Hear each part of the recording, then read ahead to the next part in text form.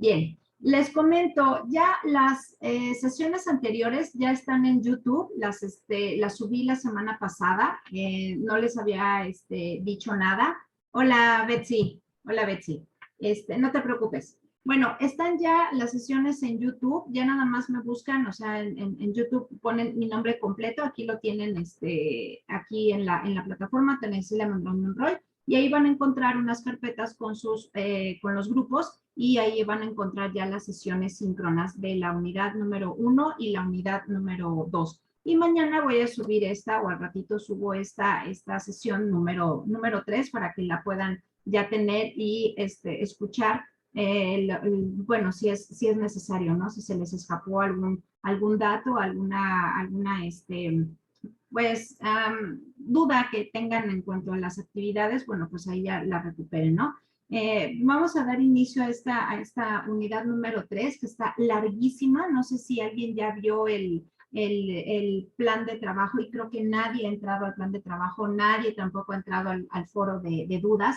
Que no le llamé foro de dudas en esta ocasión, si le puse materiales adicionales. Y esto es muy importante porque ahí les muestro toda una serie de materiales que van a ocupar para esta nueva unidad número 3, que son muchísimos, porque si ustedes se dan cuenta, son 10 temas los que vamos a ver en esta unidad. Y todos los temas son muy importantes, además de que cubren la mitad, prácticamente la mitad del siglo XIX de México. Y el siglo XIX se destaca en México por ser un siglo de completas guerras civiles, guerras internas, intervención norteamericana, intervención francesa, el primer imperio mexicano, la pérdida de Texas, bueno, una serie de cosas impresionantes. Entonces, esta unidad número 3 está cargada de temas bastante importantes, pero yo lo resumí de alguna manera para que ustedes solamente puedan escuchar lo más importante o lo más relevante de cada uno de estos temas. Entonces vamos a iniciar con la primera parte.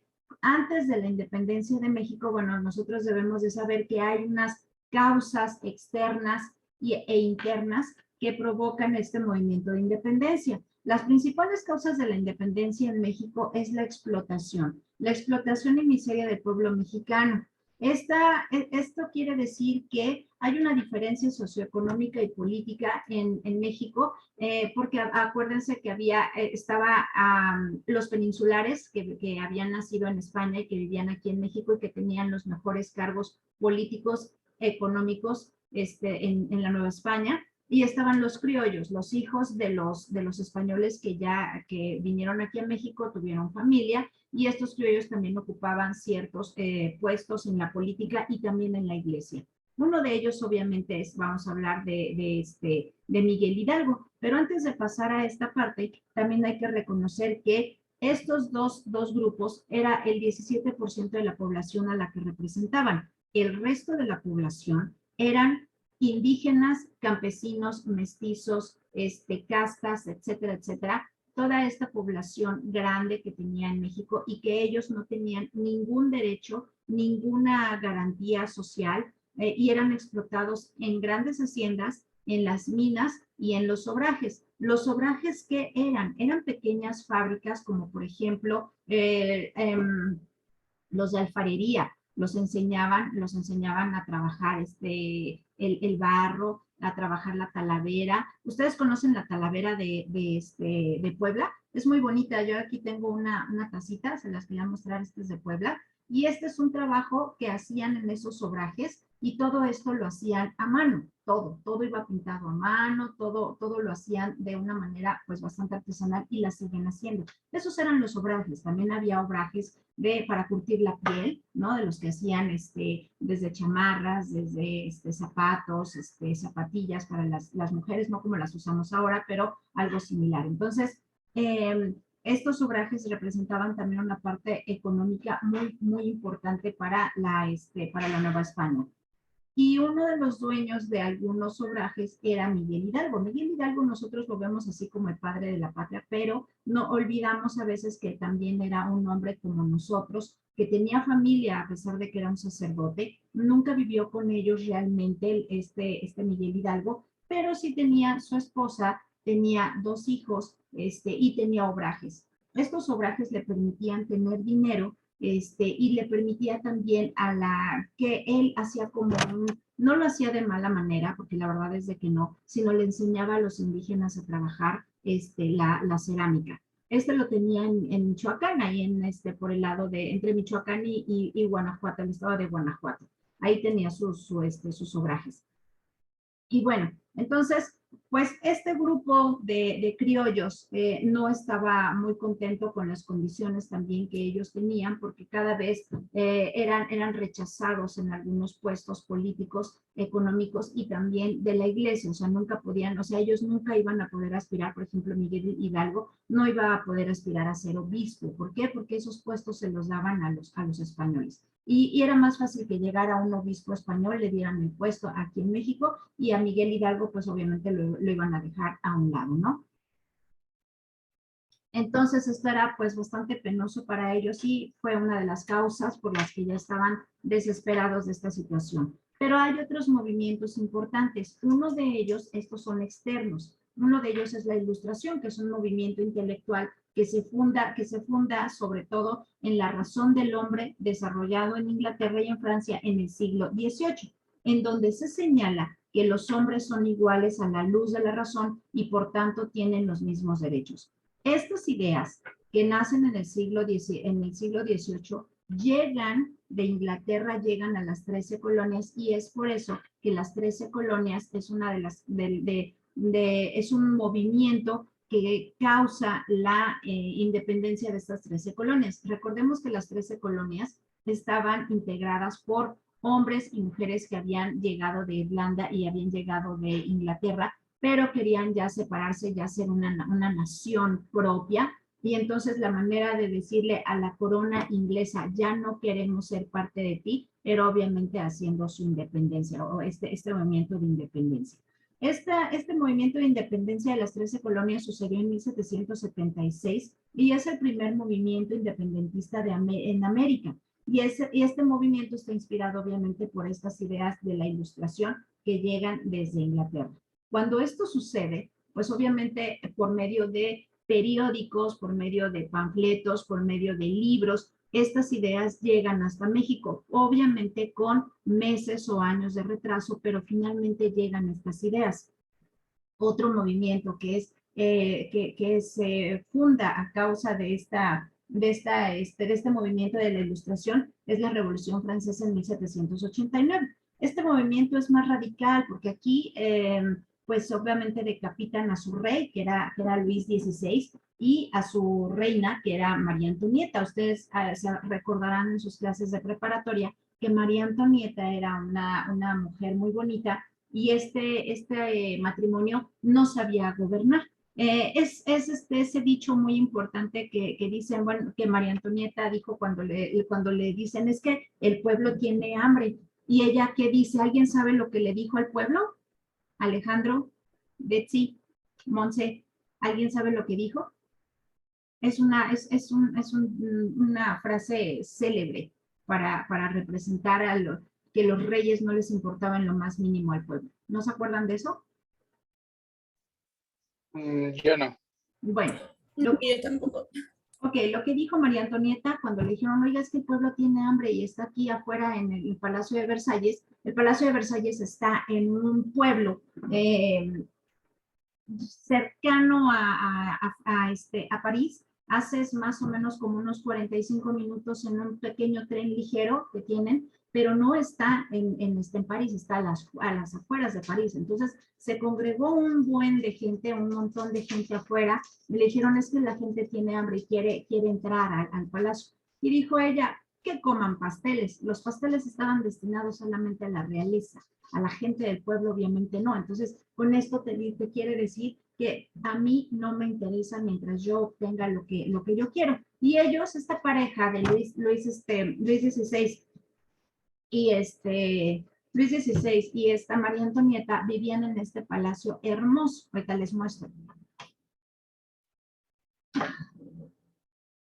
Ellos vivían en este palacio Esta es una de las galerías que ellos tenían ahí en su palacio. Vean nada más qué bonito está. Muy, muy bonito. Todo es de mármol, todo está pintado a mano. Es una belleza. Bueno, aquí vivían ellos. Eh, este palacio, vean nada más lo que tenían ahí. ¿Sí lo alcanzan a ver? Las pinturas, los candiles. Y este es el Salón de los Espejos. Es el más importante o el más visitado por toda la gente que quiere entrar aquí. A Versalles es el más visitado. Por este lado, acá de este lado, están las ventanas que dan hacia los jardines y del otro lado está lleno de espejos, toda la pared. Y cuando hacían en las noches, imagínense en ese tiempo de María Antonieta, que hacían sus bailes, al mismo tiempo había gente que estaba aquí en escaleras, y al mismo tiempo prendían todas las velas de cada uno de los candelabros, porque esto se reflejaba en los espejos, se reflejaba la luz y daba obviamente una apariencia de muchísima luz, por eso le dicen el Salón de los Espejos. Bueno, pues en este palacio vivía María Antonieta y ella lo que hacía en este palacio, pues era obviamente muchas fiestas, hacía muchísimas fiestas. Ella llegó a la corte francesa cuando tenía alrededor de 14 años y su esposo, el que después fue su esposo, también tenía más o menos esa edad. Entonces, el que gobernaba no era obviamente Luis XVI, el que gobernaba era el abuelo, el abuelo, pero cuando el abuelo muere, ella, bueno, antes de que se murieran, estos niños se la pasaron obviamente nada más pues en el argüende, ¿no? O sea, se la pasaban de fiesta en fiesta, de pachanga en pachanga, hacían muy bonitos bailes aquí en la corte francesa. Ella se la pasaba también visitando constantemente París para que le hicieran sus vestidos, le hicieran sus tocados, sus zapatillas, sus perfumes para exclusivos solamente para ella, y de lo demás de gobernar, nada. Esta niña, María Antonieta, desde chiquita fue muy rebelde. La mamá siempre le estaba diciendo que tenía ella que ser reina y demás, y a ella eso no le gustaba. Entonces siempre fue muy rebelde y nunca permitió que la mamá pues estuviera ahí con ella, pues obviamente educándola para ser reina. Entonces cuando muere el abuelo de Luis, muere su abuelo, ella no sabe, obviamente ninguno de los dos sabe gobernar. Entonces derrochan toda la cantidad de dinero que se puedan imaginar ahí en Francia, y entonces llega un momento en que se cansa la población de no tener absolutamente nada de dinero, nada de víveres, nada de comida, nada de nada, y es cuando por medio de este movimiento de la Ilustración se levantan en armas y entonces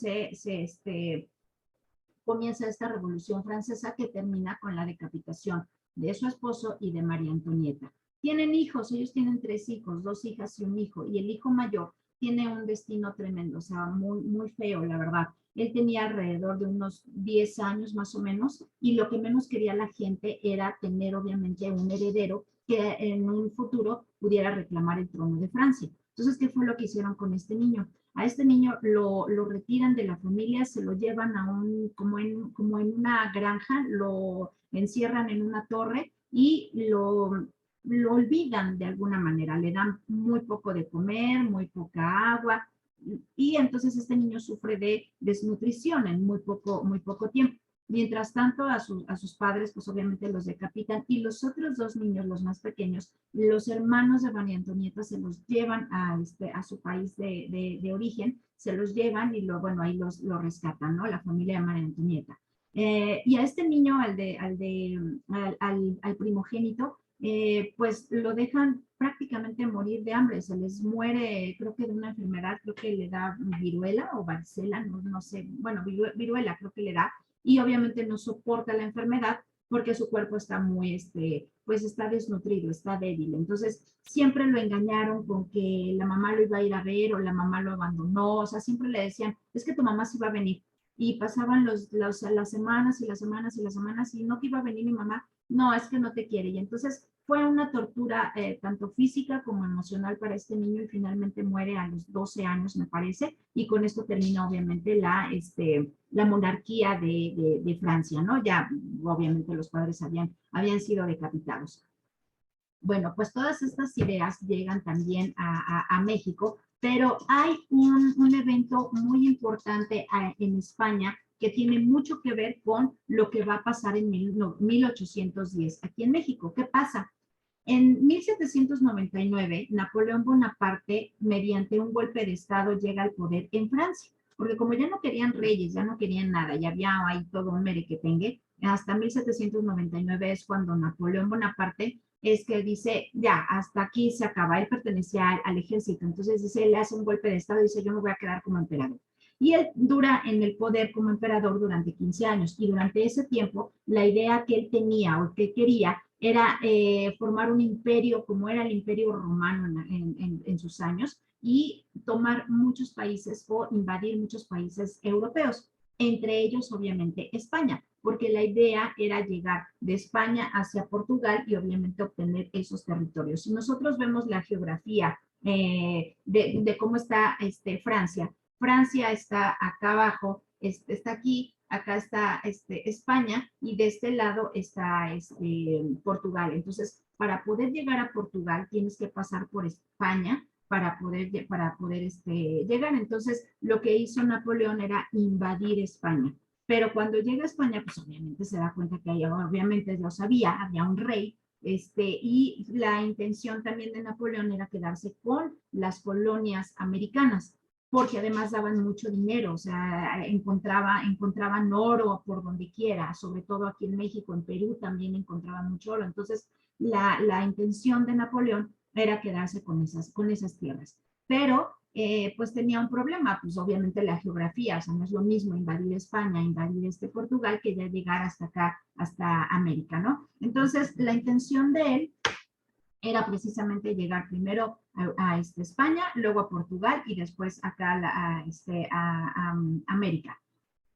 Cuando pasa esto, el rey de España, que en ese momento era Carlos IV, estableció una alianza con Bonaparte y lo que le dijo, bueno, te voy a dar la isla de Santo Domingo. Y Napoleón dijo, ok, o sea, la recibo, pero no me interesa Santo Domingo, me interesan otras tierras. Y entonces invade España y en 1808 impone la abdicación de Carlos IV y la de su hijo Fernando VII. Y le otorga la corona española a su hermano José Bonaparte. Pero José Bonaparte tenía un pequeño detalle, ya saben, el granito en el arroz. Le encantaba andar en el agua, literal. Siempre andaba hasta las manitas. Y entonces los españoles le pusieron, no tenían ningún respeto por él, y le pusieron de apodo Pepe Botella. Entonces, esto generó un vacío muy importante en las colonias europeas porque obviamente un alcohólico no iba a poder gobernar. Entonces, lo que hizo Napoleón nada más para proteger de alguna manera ¿cómo se llama? La corona española, fue poner ahí a un títere, a su hermano. Pero eso llegó a México, llegó a la Nueva España, esa noticia, y entonces aquí había un descontrol con los españoles y con los criollos porque dijeron, ¿y quién nos está gobernando? Entonces fue el momento en el que los criollos, el movimiento, ¿cómo se llama? Este movimiento que ya tenían los criollos gestándose desde años o meses atrás, dijeron, ahorita es momento de ponernos a chambear. Y entonces es cuando se empiezan a juntar muchas personas criollos con las mismas ideas de independizarse y es donde se conoce obviamente este movimiento de insurrección. Miguel Hidalgo conoce a Allende, Allende ya tiene pláticas con los corregidores de Querétaro, que es Miguel Domínguez y su esposa José Ortiz de Domínguez, y entonces los presenta a Allende, presenta a Miguel Hidalgo junto con Allende allá en Querétaro, y de inmediato Miguel Hidalgo dice, sí, yo tengo una persona también que nos puede servir, y está hablando de Morelos. Morelos no lo había visto desde hace mucho tiempo porque él fue su alumno en uno de los seminarios en donde Miguel Hidalgo daba clase. Morelos era su alumno, era un jovencito, pero Morelos tenía muchas cosas a su favor. Uno, era muy joven y era muy disciplinado. Número dos, conocía muy bien toda la sierra de Michoacán, que es lo que conocemos ahora como Tierra Caliente, que viene desde Pátzcuaro, Uruapan, y baja hacia la zona de la costa y en Michoacán, y baja hacia la zona de Guerrero. Entonces, toda esa zona la conocía Morelos. ¿Y por qué la conocía? Porque él era arriero. Él, muchas personas, muchos historiadores dicen es que tenía dinero, otros que no, pero el tener dinero no quiere decir que sea millonario, sino o que no tuviera tanto dinero. Él era una persona que trabajaba para varias haciendas y así conoció todo el territorio que les estoy diciendo, toda la sierra. Pero, ¿por qué llegó a eso? Él era de una familia no tan, ni tan pobre ni tan rica, o sea, él más o menos ahí tenía dinero, porque además este niño sabía leer y escribir, su mamá había sido maestra, entonces antes de llegar al seminario ya sabía leer y escribir, y los que iban al seminario tenían que tener, digamos, como que algo de dinero, porque tenían que dar una dote, o sea, como si fueras a dar una colegiatura, digamos. Entonces, antes de ser sacerdote, pues obviamente él era arriero, conocía toda esta parte, también tuvo muchísimos amores, muchos, y uno de ellos fue una chica a la que su mejor amigo, fue una cosa tremenda, su mejor amigo se la quita y la hace su esposa. Y cuando él se entera, él se queda muy dolido y jamás vuelve a tener una esposa como tal. Sí tiene hijos, tiene un hijo que después va a pasar a la historia. Este niño se llama Juan Nepomuceno. Después lo van a encontrar en la historia de México quién fue Juan Nepomuceno. Si me da tiempo, les digo. Pero bueno, hasta aquí me van entendiendo. Nada más levanten la manita si lo voy entendiendo. ¿Sale? Levanten su manita si hasta aquí me van siguiendo. Muy bien, gracias, Ale. Nelly, ¿me va siguiendo? Levanten la manita. Betsa, gracias. Montse ya se nos perdió, pero espero que sí nos haya entendido. Pero bueno, entonces hasta aquí vamos bien. Bueno, entonces, cuando llegan cuando se empieza, gracias Nelly, cuando empieza todo este movimiento de insurrección, es muy interesante porque aquí en la Ciudad de México también se da ese movimiento, esa conspiración, pero tenía que estar todo así como que en silencio, calladito, porque obviamente todavía existía la Santa Inquisición y podían ser acusados. Entonces, lo que hacían en esos momentos era engañar de alguna manera al gobierno virreinal de una manera bastante graciosa. ¿Qué era lo que hacían? Les voy a contar. Todos nosotros conocemos el centro histórico, ¿verdad? Conocemos la calle de Madero y también ubicamos perfectamente bien una tienda muy famosa española, ¿no? Española que es Zara. Y enfrente de Zara está una iglesia, ¿verdad? Bueno, esta iglesia se llama la Iglesia de la Profesa y esta es muy importante por dos cosas. Bueno, aparte de que tiene una arquitectura hermosa, ahí están los restos de Iturbide, ahí se firmó la Carta de Independencia de México y también ahí pasaba mucha gente escondiéndose o sea, bueno, eran personas conspiradoras, pero que pasaban hacia otro edificio de ahí de la calle de Madero a escondidas. ¿Qué era lo que hacían? Bueno, pues había una señora que vivía en la casa de enfrente de esta calle ahí en Madero, enfrente de la iglesia, y la señora estaba a favor bueno, la familia estaba a favor de la independencia, de este movimiento revolucionario, y daban dinero para armas y para otras cosas. Entonces, ¿qué hacían? Bueno, pues ella, para distraer al enemigo, hacía sus fiestas y juntaba a toda la gente, a los generales, bueno, pues obviamente al ejército, a personas del ejército realista, a personas de todos lados, o sea, criollos y españoles. Y entonces al final pues de la fiesta, digamos, algunos se iban, ¿no? Decían, bueno, pues muchas gracias, buenas noches, ahí nos vemos, bye. Y entonces se iban, pero se metían, ¿no? A la iglesia del párroco, ahí en la iglesia de la profesa. Y entonces ahí se esperaban un ratito a que los demás invitados ya se fueran, y entonces un sirviente bajaba o sea, abajo de lo que es la calle de Madero, abajo, bajaba y tocaba la puertita de la sacristía de la iglesia y les decía, ya se fueron. Y entonces todo ese grupito de conspiradores atravesaba por debajo de Madero atravesaba a la casa nuevamente y ya no los, ¿cómo se llama? El gobierno pues ya no o los militares ya decían, pues ya se acabó la fiesta ya. Y volvían a salir, ¿no? Volvían a salir por la iglesia, ¿no? Se quedaban ahí. Había párrocos también que estaban a favor de este movimiento, pues ahí está Miguel Hidalgo, ¿no? Entonces, bueno, es un dato curioso que les doy. Pero bueno, cuando ya se hace este movimiento ya en serio, y ya sabemos toda la historia de lo que pasó, ¿no? Ya todo eso ya lo sabemos, pero la independencia, lo importante aquí es que ustedes entiendan que la independencia tiene 4 etapas, o se llaman también las 4 campañas de la independencia, de las campañas militares de Hidalgo y de Hidalgo, Morelos y Vicente Guerrero. La primera, y digo para que ustedes entiendan, el ejército insurgente estaba dirigido por un grupo de criollos y el ejército realista estaba en defensa del sistema colonial y de los intereses de la corona española. La primera campaña, que es el inicio, empieza en 1810 con el grito de Dolores Hidalgo y termina en 1811 con la muerte de Hidalgo en 1811. ¿En dónde agarran a Hidalgo? ¿Qué fue lo que pasó? Bueno, cuando ya nosotros ya sabemos que ya la alhóndiga de granaditas y todo ese tipo de cosas, se da cuenta Hidalgo que no tiene la cantidad de armamento y él tiene que salir hacia el norte de México, hacia su idea era llegar hacia Estados Unidos para comprar más armamento y más municiones.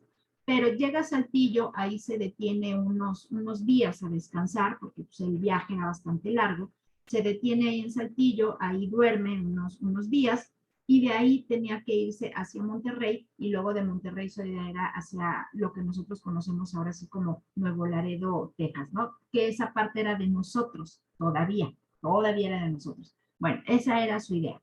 Pero cuando llega a un pueblito que se llama Acatita del Baján, que está entre Saltillo y Monterrey, es un pueblito pequeñito que apenas se ve desde la carretera de Saltillo, o de más bien que vienes de Monterrey hacia Saltillo, es un pueblito que se ve, ahí lo agarran y se lo llevan a Chihuahua y allá es donde lo fusilan. Y bueno, con esto termina la primera campaña militar de la independencia y llega a la segunda campaña que es la organización y esta empieza con Morelos. Es la organización y empieza en 1811 y termina en 1815. Morelos toma el control del movimiento y llega porque ya después en el movimiento ya nunca más se vuelve a ver Morelos con Hidalgo, nunca, jamás en la vida. Entonces, solamente se cartean y por medio de claves y todo ese tipo de cosas. Entonces, él toma el movimiento en sus manos y entonces baja por toda la zona que les comentaba, toda la sierra de Michoacán hacia Guerrero y toman el puerto de Guerrero. Ahí hay una batalla importante con el ejército realista, vence al ejército realista y llega hasta Chilpancingo. Ahí en Chilpancingo es donde hacen un congreso, el Congreso de Chilpancingo, y es donde nace este documento tan importante que se llama Sentimientos de la Nación. Este documento es muy importante porque aquí hay algunos puntos importantes que los criollos, bueno, ya este movimiento ya lo está viendo cómo es que van a hacer esta nueva nación que es México. Y entonces ahí ponen algunos puntos. Esto es importante porque se tienen que llevar este documento hacia la Ciudad de México, pero tienen que pasar por Cuautla, Morelos.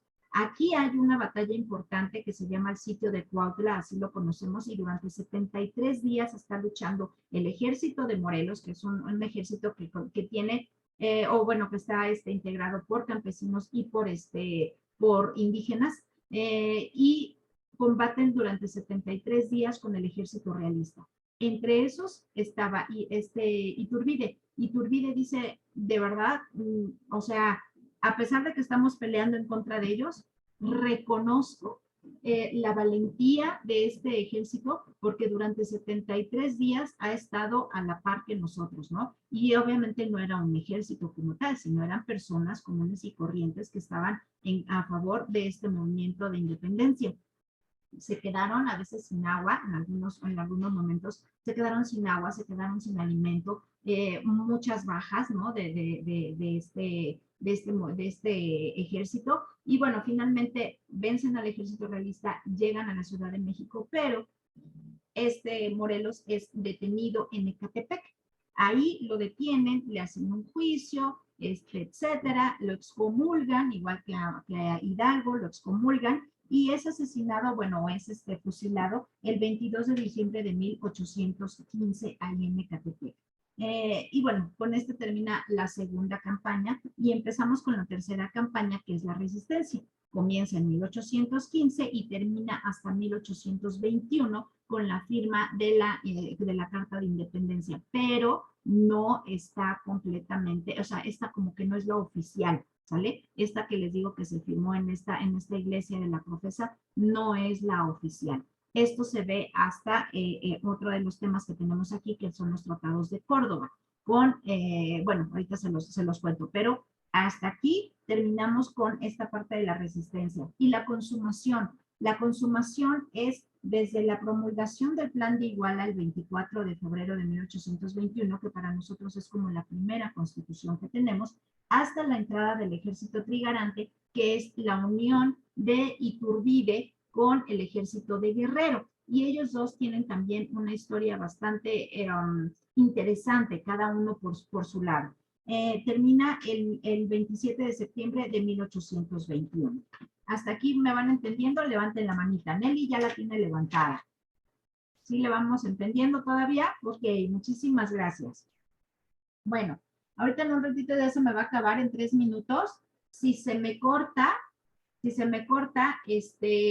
nos volvemos a conectar con la misma liga, ¿sí? Bueno, entonces en esta etapa de resistencia viene aquí, hay una campaña interesante, se le llama la campaña del general Francisco Javier Mina. Francisco Javier Mina para nosotros es como un salvador, por así decirlo, o más bien una persona que estuvo al tanto y además se pasó a la parte del ejército insurgente, porque él estaba en el ejército realista. Él era un español que se dio cuenta que obviamente este movimiento de independencia iba a florecer, ¿no? Iba a llegar y que más bien los españoles iban a perder. Entonces él no era porque yo me voy del lado de los ganadores, no, sino que se le hizo muy importante y muy interesante que las colonias, o sea, que la Nueva España ya tuviera su independencia. Entonces, él se retira del ejército realista y se pasa en 1819 a la guerrilla con Vicente Guerrero. Él combate en estos años con él y obviamente también conoce a Iturbide. Entonces, para los españoles es un traidor. Si tú, digo, tal vez algún español ni siquiera lo conozca, pero quienes lo conocen, te van a decir fue un traidor. No fue un traidor, sino fue una persona, o yo considero que no fue traidora, fue una persona que se dio cuenta de que no estaba bien todavía tener a las colonias americanas sublevadas con la corona española, porque pues ya había pasado lo de la independencia de las 13 colonias, la Revolución Francesa, y pues cada uno de los países pues tenía que tener su independencia de alguna manera. Y Francisco Javier Mina, pues es una persona que ayudó al ejército insurgente para obtener la independencia aquí. Bueno, y ya por último, antes de que se termine este minutito, tenemos la etapa de la consumación de la independencia. Tenemos el Plan de Iguala, que estableció las bases para lograr la consumación de la independencia, que unió a las fuerzas realistas y a las fuerzas insurgentes. Estamos hablando de las realistas con Agustín de Iturbide y las insurgentes con Guerrero. Entre estas dos forman el ejército trigarante o de las 3 garantías, las que tienen unas franjas con unas estrellas. Esa es. Bueno, y ya para terminar, para que nos volvamos a conectar, la firma ya oficial, digamos, de la independencia pues es con los tratados de Córdoba celebrados entre el virrey don Juan O'Donoghue y Agustín de Iturbide, donde se reconoce la independencia de México y es firmada obviamente en Córdoba, Veracruz. ¿Sale? Nos desconectamos y nos volvemos a conectar, ¿vale? Gracias. Ahorita los veo.